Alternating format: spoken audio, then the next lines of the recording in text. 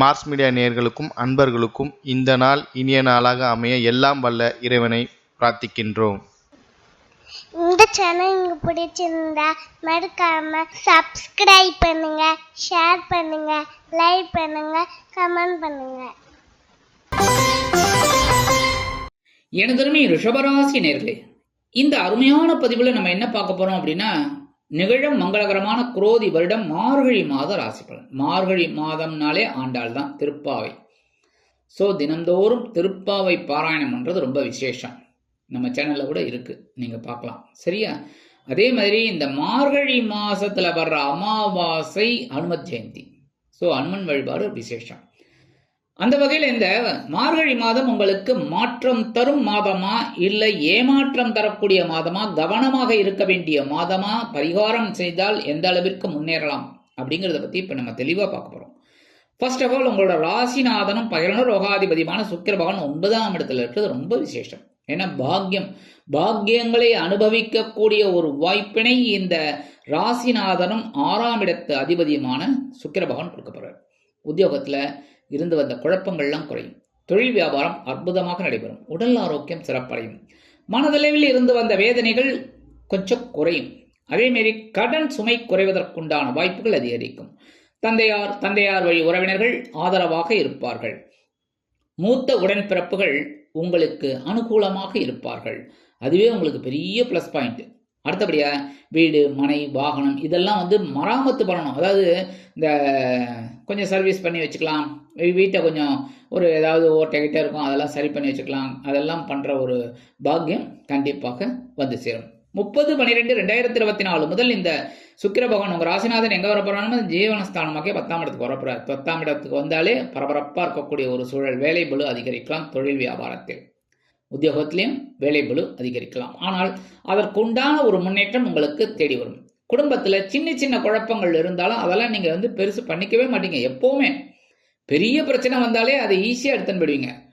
அப்படி இருக்கும்போது சின்ன சின்ன பிரச்சனைகள் உங்களுக்கு அது கொசு மாதிரி தூக்கி போட்டு போயிட்டே இருப்பீங்க. அந்த மாதிரி இருந்தாலே போரும். நல்லபடியான ஒரு முன்னேற்றம் உங்களை தேடி வரும். 7-12 குடை அதிபதி செவ்வாய் பகவான் சகாயஸ்தானமாக்கிய 3ஆம் இடத்தில் இருக்கிறது ரொம்ப விசேஷம். ஏன்னா 3, 6, 10, 11 ஆகிய உபஜயஸ்தானங்கள்ல இருந்தாலே ரொம்ப விசேஷம் இந்த செவ்வாய் பகவான். ஆனால் என்ன, நீச்சமடைந்து வக்ரகதியில் இருக்க. ஆக வாழ்க்கை துணை ஓரளவுக்கு உங்களுக்கு அனுகூலமாக இருப்பார். தொழில் வியாபாரத்தில் கூட்டாளிகள் அனுகூலமாக இருப்பார்கள். ஏன்னா விரயஸ்தானாதிபதி நீச்சமடைஞ்சு இருக்கிறது செலவுகளை கொஞ்சம் கட்டுப்படுத்தும். ஓரளவுக்கு உங்களுக்கு அனுகூலம் இருக்கும். இருந்தாலும் இந்த நண்பர்கள் விஷயத்தில் கொஞ்சம் கவனமாக இருக்கிறது ரொம்ப விசேஷம். ஏதாவது உங்கள் மனசில் இருக்கிறதெல்லாம் நீங்கள் அப்படியே இப்போ உத்தியோகத்தில் பக்கத்தில் சீட்டில் ஒர்க் பண்ணுற உங்கள் ஃப்ரெண்டு, அவர்கிட்ட போய் உங்களோட ஃபேமிலி மேட்டர்ஸ் இல்லைன்னா அவங்களோட ஃபேமிலி மேட்டர்ஸ் அதெல்லாம் பற்றி கேட்டு டிஸ்கஸ் பண்ணினா பிரச்சனை ஆகும். சரியா? அதெல்லாம் அவாய்ட் பண்ணுறது நல்லது, பேசிக்க வேண்டாம். அதேமாதிரி தொழில் வியாபாரத்தில் எப்படி தான் கூட்டாளிகள்கிட்ட தேவையில்லாத குழப்பங்கள்லாம் வரலாம். அப்படிங்கிறத அவங்ககிட்டலாம் பேசுகிறத கொஞ்சம் கரெக்ட் பண்ணிட்டீங்கனாலே சூப்பர். சரியா? ஏன்னா நீங்கள் ஏதோ ஒன்று சொல்லுவேன், அது அவங்களுக்கு வேற மாதிரி போடும். அப்போ பிரச்சனை ஆகிடும். ஸோ கவனமாக இருக்கிறது ரொம்ப விசேஷம். சீருடை பணியாளர்களாகிய காவல், இராணுவம், தீயணைப்புத்துறை, மருத்துவத்துறையில் வேலை பார்க்கும் நண்பர்களுக்கு எதிர்பார்க்கும் இடமாற்றம், பதவி மாற்றம், பதவி உயர்வு, சம்பள உயர்வு சற்று காலதாமதமாக்கி பிறகு நிறைவேறும். அடுத்தபடியா 2-5 குடை அதிபதி புதன் களத்திரஸ்தானமாக 7ஆம் இடத்துல இருக்கார். இந்த 2-5 விசேஷம். ஏன்னா தனவாக்கு குடும்பஸ்தானாதிபதி பஞ்சமாதிபதி இவர் உங்களுக்கு புதனா அமைஞ்சது ரொம்ப விசேஷம். அப்ப உங்களுக்கு என்னன்னா அறிவின் மூலமாக ஒரு செல்வத்தை அடையக்கூடிய ஒரு வாய்ப்பினை இந்த புத பகவான் கொடுப்பார். புரியுதுதா? அறிவின் மூலமாக நம்ம புத்தியை கொண்டு யூஸ் பண்ணணும். அதாவது சில பேருக்கு சொல்லுவாங்க சுய புத்தியும் இல்லை சொல் புத்தியும் இல்லைன்னு. சுய புத்தினா நம்மளா யோசிக்கிறது, சொல் புத்தினா யாராவது சொல்லி கொடுத்து செய்கிறது. ரெண்டுமே இல்லைன்னு வச்சுக்கோங்க, பிரச்சனையா? கரெக்டா? ஏன்னா ஒன்று நமக்குன்னு புத்தி இருக்கணும், இல்லை சொல்கிற புத்தியாவது கேட்டு இருக்கிறது நல்லது. ரெண்டுமே இல்லைன்னா, ஆனால் உங்களை பொறுத்த வரைக்கும் அந்த ரிஷபராசி அன்பர்கள் சுயமாக தான் சிந்திப்பீங்க. எப்போவுமே அடுத்தவங்க சொல்லிட்டாங்களேன்னு நீங்கள் செய்ய மாட்டீங்க. சொன்னாலும் அதை காதில் வாங்கிப்பீங்க. ஆனால் செய்கிறது என்னென்னா நீங்கள் யோசித்து செய்கிறது தான் உங்களோட வேலை. அப்போ உங்களுக்கு அது உள்ள ஒரு திருப்தி கண்டிப்பாக, அதன் மூலமாக ஒரு முன்னேற்றம் உங்களுக்கு கிடைக்கும். அந்த வகையில் 7ஆம் இடமாகிய களத்திரஸ்தானத்தில் இந்த புத பகவான் இருக்கிறதுனால கூட்டாளிகள் இவெல்லாம் ஓரளவுக்கு உங்களுக்கு அனுகூலமாக இருப்பார்கள். கூட்டாளிகளின் மூலம் ஒரு நன்மை உங்களை தேடி வரும். அதேமாரி களத்திரம் அற்புதமாக ஒரு முன்னேற்றத்தை கொண்டு வந்து தரும். வாழ்க்கை துணை. அதனாலே பெரிய பாக்கியம் உங்களுக்கு கண்டிப்பா கிடைக்கும். தனபரவில் இருந்து வந்த தடை தாமதங்கள் விலகும். 1/1/2025 முதல் இந்த புத பகவான் எங்க வரப்போறான்னு பார்த்தீங்கன்னா 8ஆம் இடமாகிய அஷ்டமஸ்தானத்துக்கு வந்துடும். 8ஆம் இடம்னாலே மறைவு.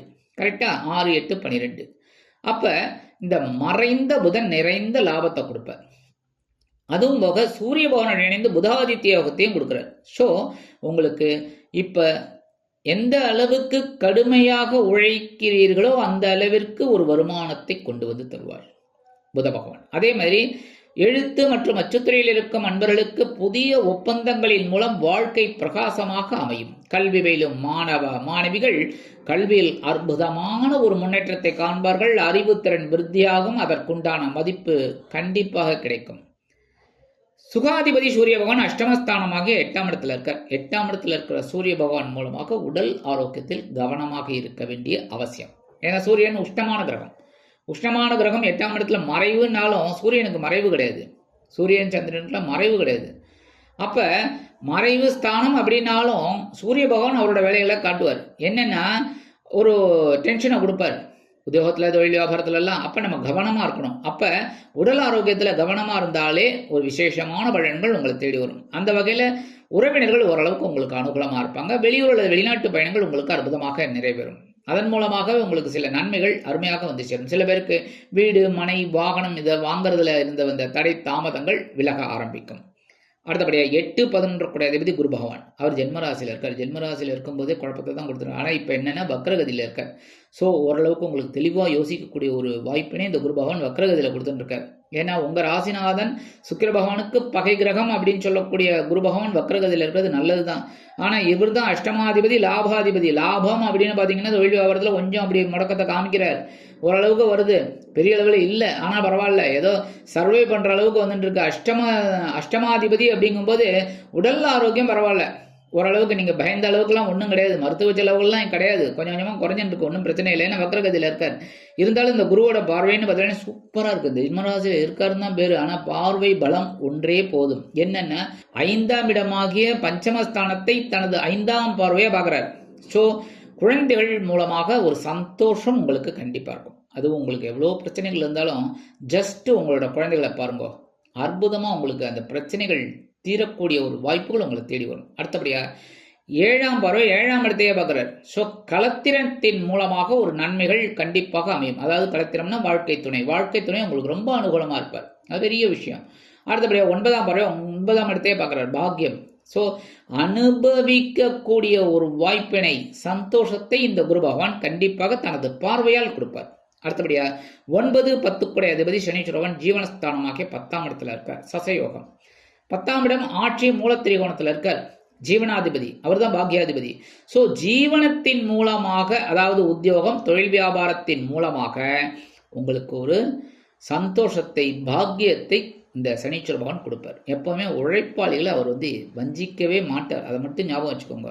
உழைப்பாளிகளை வஞ்சிக்கவே மாட்டார் இந்த சனீஸ்வர பகவான். ஆக நீங்க எந்த அளவுக்கு உங்களது உழைப்பை போடுகிறீர்களோ அந்த அளவுக்கு வருமானம் இரட்டிப்பாக வருவதற்கு வாய்ப்புகள். சரியா? இப்ப நீங்க எடுக்கிற காரியங்கள்லாம் பரபரப்பா இருக்கும், சுறுசுறுப்பா இருக்கும். அதுக்கு உண்டான ஒரு வாய்ப்புகள் உங்களை தேடி வரும். அதனாலேயே ஒரு முன்னேற்றம் உங்களை தேடி வரும். அடுத்தபடியா ராகு பகவான் லாபஸ்தானமாக 11ஆம் இடத்துல இருக்கிறது ரொம்ப விசேஷம். ஏன்னா லாபங்கள், அதை பத்தியே சிந்திப்பீங்க. ஏன்னா ராகு பிரம்மாண்டம், பிரம்மாண்டமான ஒரு ராகு உங்களுக்கு ஒரு பிரம்மாண்டமான ஒரு லாபத்தை கொடுப்பதற்காக அற்புதமாக ஒரு முன்னேற்றத்தை கொடுப்பார். அதெல்லாம் நீங்க பிடிச்சுக்கணும். அதே மாதிரி வெளியூர் இல்லைன்னா வெளிநாடு போய் படிக்கிற குழந்தைகள்லாம் தாராளமாக இந்த நேரத்தை எடுத்துக்கலாம். சரியா? அடுத்தபடியாக கேது பகவான், சாயா கிரகமான மற்றொரு கிரகம் கேது பகவான், ஞானக்காரகன். எங்க இருக்காருன்னா பஞ்சமஸ்தானம். அறிவின் மூலமாக ஞானத்தை கொடுப்பார். ஒவ்வொரு விஷயத்திலையும் ஓ இப்படித்தான் நம்ம ஸ்கெட்ச் போடணும், ஓ இப்படித்தான் பண்ணணும் அப்படிங்கிற ஒரு ஞானத்தை இந்த கேது பகவான் கொடுப்பார். அதனால இந்த குருவோட பார்வையும் வாங்கிக்கிறார். அதனால உங்களுக்கு கண்டிப்பாக நீங்கள் எடுக்கக்கூடிய காரியங்கள் அற்புதமாக நிறைவேறும். பொறுமையா பண்ணணும். கரெக்டா? அடுத்தபடியா பரிகாரம் அப்படின்னு பார்த்தீங்கன்னா கண்டிப்பா சூரிய வழிபாடு பண்ணணும். ஏன்னா சுகாதிபதி, சூரிய வழிபாடு பண்றது ரொம்ப ரொம்ப விசேஷமான பலன்கள் உங்கள் உடல் ஆரோக்கியத்தில் சிறப்பாக அமைவதற்கு வழிவகை வாய்ப்புகள் வந்து சேரும். அடுத்தபடியா முருகப்பெருமான். கண்டிப்பாக முருகப்பெருமான வழிபாடு பண்ணணும். செவ்வரளி மாலை கொண்டு நெய் தீபம் ஏற்றி வழிபாடு கொண்டது ரொம்ப விசேஷமான பலன்களை கொடுக்கும். ஏன்னா 7-12 கூடிய அதிபதி சகாய சனமாக 3ஆம் இடத்துல நீச்சமடைந்து வக்கரகதியில் வேற இருக்கார். ஸோ கவனமாக நீங்கள் எல்லா விஷயத்திலையும் இருக்கணும்னாங்க இந்த செவ்வாய் பகவான் வழிபாடு பண்ணுறது ரொம்ப விசேஷம். அடுத்தபடியாக நவ கிரகங்களில் உள்ள புத்திரக்காரகராகிய குரு பகவான் வழிபாடு ரொம்ப முன்னேற்றத்தை கொடுக்கும். இந்த குரு பகவானுக்கு வியாழக்கிழமைகளில் நெய் தீபமேற்றி வழிபாடு பண்றது ரொம்ப விசேஷம். குரு பகவான் காயத்ரி சொல்றது ரொம்ப ரொம்ப விசேஷமான பலன்கள் உங்களுக்கு கண்டிப்பாக கொடுக்கும். ஆக இந்த சிறு பரிகாரத்தின் மூலம் குரோதி வருடம் மார்கழி மாதம் ஒரு அருமையான ஒரு புதிய மாற்றத்தை பரிமாணத்தை ஏற்படுத்தி கொடுக்கும் என்று கூறி விடைபெறுகிறேன். நன்றி, வணக்கம். மீண்டும் ஒரு அருமையான பதிவில் நான் உங்களை மனமகிழ்ச்சியோடு சந்திக்கிறேன். வாழ்த்துக்கள். வாழ்க வளமுடன். இந்த சேனல் உங்களுக்கு பிடிச்சிருந்தா மறக்காம சப்ஸ்கிரைப் பண்ணுங்க, லைக் பண்ணுங்க, ஷேர் பண்ணுங்க.